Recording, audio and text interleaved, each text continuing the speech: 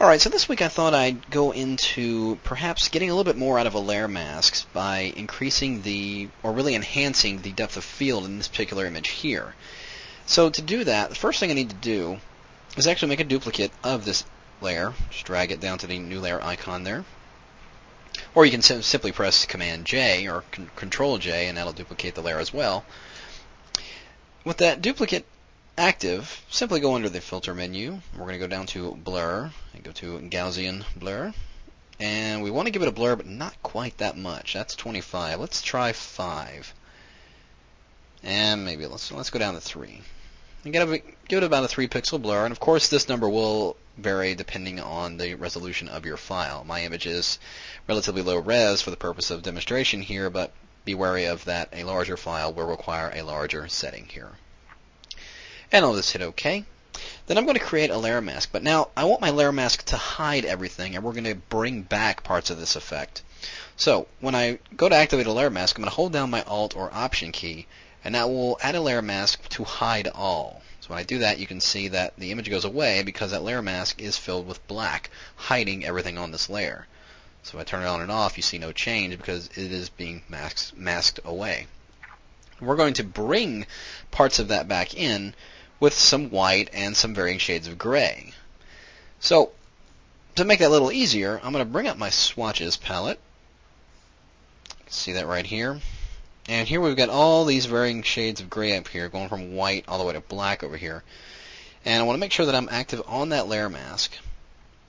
Then I'm going to get a paintbrush, making sure that we are painting with white. I'm going to use my right bracket key and increase my brush size. You can see it's going up in increments of 10 there. I'm going to hold down my Shift key and go and hit my left bracket, and that will soften up my brush, giving me a softer edge there. Now, as I said, with white selected, because we're going to be bringing areas back then, I'm going to use white because I want to bring back 100% of the blur all the way in that background.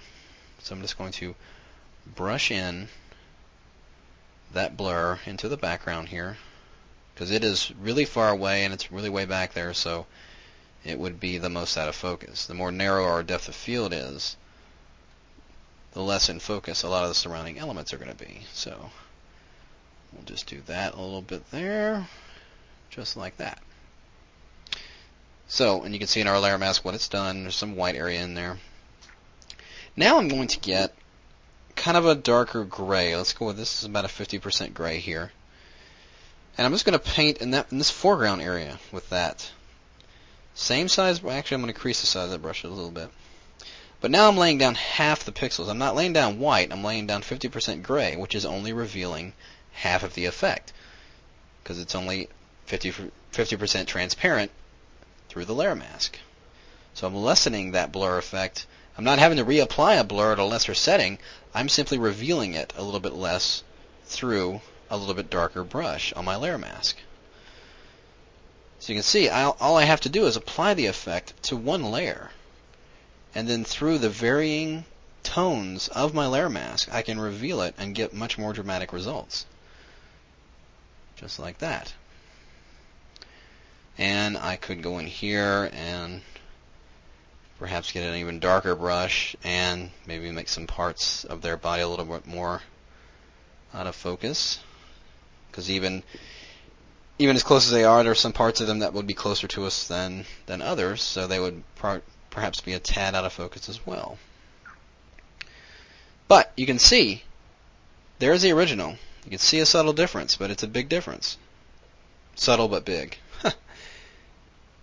But there you can see I've only got 2 layers here. One's my original layer and one's a blurred layer that is only being revealed through varying shades of gray here. If I option click on that layer, that's all I've done. That's my layer mask with a little bit of gray in here in the foreground, the white which is revealing all of it, and the black area which is revealing the original image.